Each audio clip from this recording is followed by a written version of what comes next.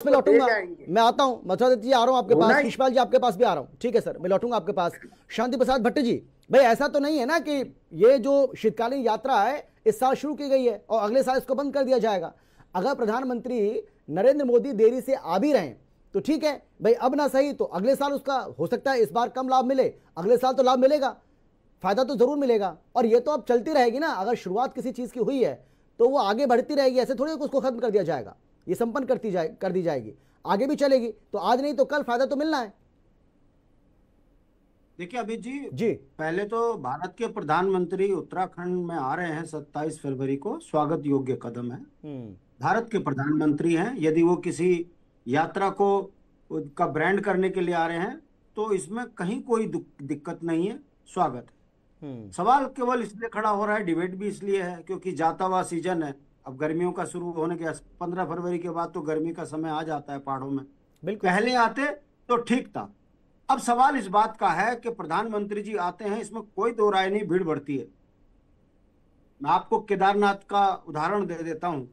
प्रधानमंत्री जी आए, यात्रा अनियंत्रित हुई, उसके बाद तमाम उत्तराखंड के होटल व्यवसायी, टूर एंड ट्रेवलिंग एजेंट, जिन्होंने लाखों लोगों से रजिस्ट्रेशन के नाम पर मतलब उनकी बुकिंग के नाम पर 2-2, 3-3 हजार रुपए अकाउंट में लेकर उनको होटल बुक कर दिए। क्या हुआ? सरकार ने चलती यात्रा में पंजीकरण का बीच में पेच फंसा दिया।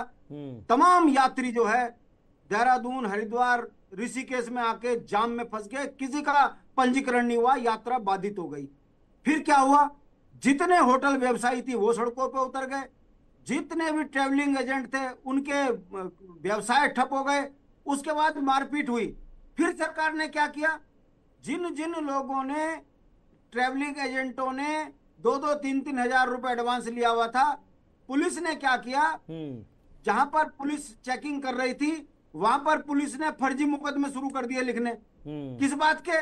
कि इन व्यापारियों, इन तीर्थ यात्रियों के साथ में जो है छलावा हो गया, उन्होंने झूठी शिकायत करी और फिर पुलिस ने 10-10, 15-15 हजार रुपए लेके उन पर ठप्पा लगा के उनको यात्रा कराई और जो उत्तराखंड के मूल निवासी थे व्यवसायी, उन पे मुकदमे लग गए। मेरे पास सैकड़ों उदाहरण है कि जो बच्चा अपराधी नहीं था उसको अपराध बना दिया और जिन 2-4 एजेंसियों ने गलती से पैसा ले लिया और वो रिटर्न नहीं कर पाए किसी कारण, उन पे 468 का मुकदमा लगा के जेल डाल दिया। मेरा कहने का मतलब है, इसमें कोई दो राय नहीं है कि भारत के प्रधानमंत्री जी जहां घूमते हैं वहां गतिविधियां तेज होती हैं, उसके बाद दुर्घटनाएं होती हैं। उसकी जो है उसका दुष्परिणाम सनातन धर्म में पड़ता है। उदाहरण अभी हाल का दूसरा दे दूं मैं आपको, अयोध्या का। मैं पूछना चाहता हूं, भगदड़ में कितने मरे? डाटा है आपके पास? अयोध्या में तो कोई भगदड़ नहीं हुई सर। शांति प्रसाद भट्ट जी, अयोध्या में कोई भगदड़ नहीं हुई है, गलत जानकारी क्यों दे रहे हैं आप? कहां भगदड़ हुई है वहां? देखिए अभी जी, अमित जी, मैं अपना वर्जन बोल रहा हूं, आप तथ्य रखेंगे मैं आपको मान जाऊंगा जी। मैं ये कह रहा हूं, तो अयोध्या में नहीं हुआ ना सर, प्रयागराज में भगदड़ मची है सर। अयोध्या और प्रयागराज में अंतर है ना सर, आपने गलत बोला, उसका मैं जवाब दे रहा हूं। अमित जी, 300 किलोमीटर का जाम लगकर पुलिस वाले कह रहे यात्रा जो है वापिस चले जाए, अंदर ना आए। ये आप कहलवा रहे हो या प्रधानमंत्री जी कहलवा रहे हैं? कहने का मतलब है, दो आदमियों को खाना खिलाने की औकात ना हो और गांव को जिम्मा दोगे तो गांव के अंदर भगदड़ नहीं। चलिए ठीक है, शांति प्रसाद भट्ट जी आप अपनी बात रखिए, लेकिन शब्दों की मर्यादा का भी ध्यान रखना होगा। ठीक है सर, औकात जैसे शब्दों का आप इस्तेमाल करेंगे वो ठीक नहीं है, क्योंकि टीवी पर हम लोग सारे बैठे हैं और बहुत सारे लोग हमें आप देख रहे होंगे, तो वो मुझे लगता है कि वो ये जो शब्द आप बोल रहे हैं इसको वो सही मानेंगे। पूछना चाहता हूँ, केदारनाथ में अव्यवस्थाएं क्यों फैलती है? मैं आपके माध्यम से पूछना चाहता हूँ। नहीं, मैं आपके सवालों को मैं कह ही नहीं रहा कि आपका सवाल गलत है या वाजिब नहीं है। मैं तो आपसे ये कह रहा हूं, जैसे कोई फैक्ट आपने गलत बोला, आपने कहा अयोध्या में भगदड़ मची, जबकि भगदड़ अयोध्या में नहीं मची, भगदड़ प्रयागराज में मची। सर प्रयागराज और अयोध्या में अंतर है सर। तो मैं क्या कह सकता हूँ जी, मैं क्या कह सकता हूँ अगर आप भी तथ्य छुपा कर बोलोगे?